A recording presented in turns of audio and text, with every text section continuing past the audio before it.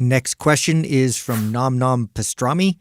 For people with a lot of muscle already, how can they lose body fat without tracking calories?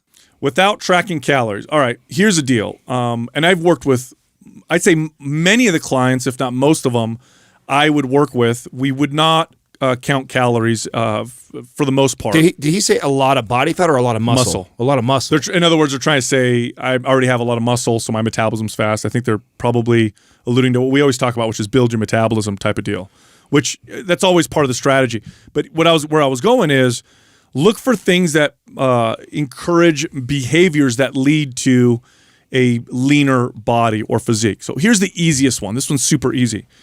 If your diet includes processed foods, like most people, I mean, if you're the average American, 70, 80% of your diet is processed foods.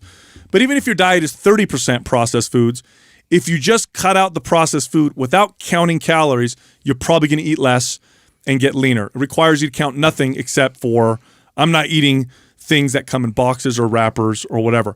It just leads to a behavior where you eat more appropriately.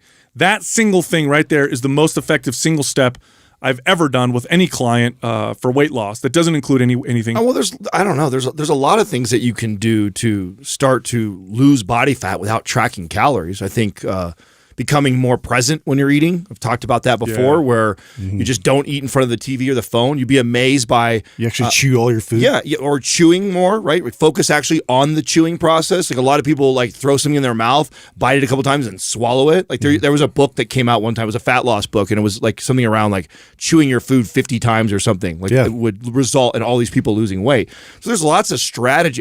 Just getting smaller portion sizes, skipping one meal in the day. There's a lot of things that you can do that doesn't require tracking calories, but changing your behaviors that will result in fat loss, and or avoiding a lot of empty calories, candy, alcohol.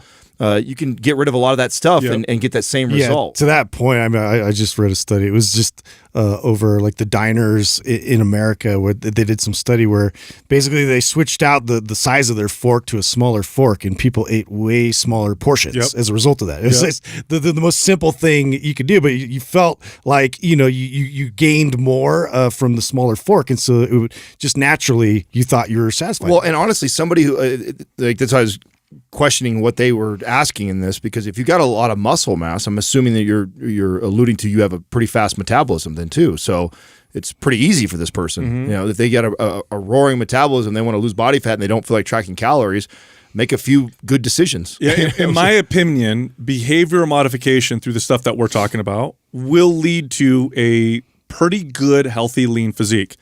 It will not lead to a shredded physique. Yeah, not competitive. Now, if you're trying to get shredded, you're going to have to count and measure things. And if you want to get lean and healthy, where most people will look at you and say, "Wow, that person looks pretty good," you for the most part, you don't need to count calories. Now, I'm not saying there's no value in understanding how many calories are in foods and what macros. I think there's value in that, and people should learn that. But most people can get very fit and relatively lean without ever really having to count calories. The problem with that is that just most people are so unaware. That's the problem. I mean, there's plenty of studies that support that too, that show that I think it's 90-something% of people underestimate their calorie intake. And the ones that think they know. I mean, and I find this all the time with myself. Like, I'm probably around 2,800, and I guesstimate. I'm never on, and I'm pretty damn good at that. I've been doing that for a really long time. So, well, especially with health foods too. Like people eat salads and and they don't even realize it's like 1,300 calories that they just consume. Well, I mean, I brought that up a long time ago. I'll never forget the first time that I actually weighed out and measured a sweet potato.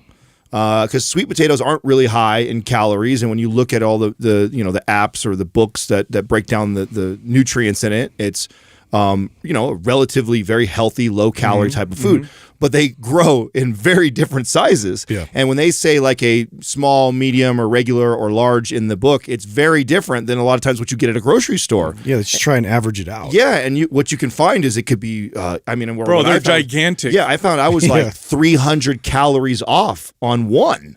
Wow. You know, so that's a I remember I did that with chicken breast, and it said 6 ounces, and I'm like, oh, medium or small chicken breast, and I put, and like, this is like, where'd they get this from? A dinosaur? It's from bananas. Yeah. You ever It's a one yolk medium chicken. banana? A medium banana is like that big. Like, where do you find that size? yeah. of They a don't banana? make it, and you would think that's a small banana. Yeah, right? I would think that's a tiny banana. Yeah, so that's the thing, and here's the thing too. Like when people ask questions like this, if you're trying to get to that destination, like so you have a goal in mind, right? Nothing will be faster than tracking too, because you'll be more precise. The way we're talking about is more long term. Yes. And what's healthier long term as far as your relationship with exercise and food by doing that, by doing what you're saying. By addressing all the behavior things, this is a great way for a long, healthy lifestyle and good relationship. Yeah. You also have to look at it like as work. Like, so if you are disciplined with your exercise, why wouldn't you apply that same discipline towards learning, specifically about tracking calories? And so, like that way you have something that you can then go off course with. And a lot of people have no idea. Like they know from what they hear in media. So for example, I'll have a family member that's like, beans are really high in protein. So is peanuts. Like, not really. I mean, they're high for a plant source, but do you know how many peanuts you'd have to eat to equal the same amount of protein you'll find in 6 ounces of chicken, or how many beans?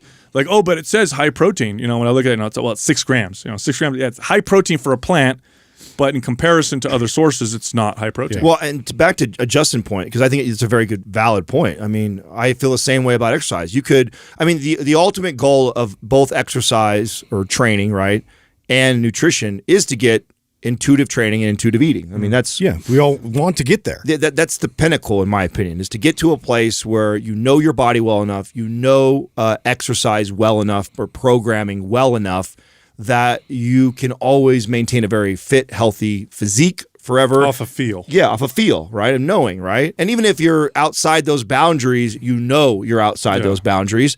And the same thing goes for nutrition, like that you have the ability to feel, I'm eating about where I should be. Even if you are sometimes outside the boundaries, I'm aware. Right. I'm aware I'm eating this ice cream and I'm going beyond or outside of what I probably should be doing, but you're aware of that.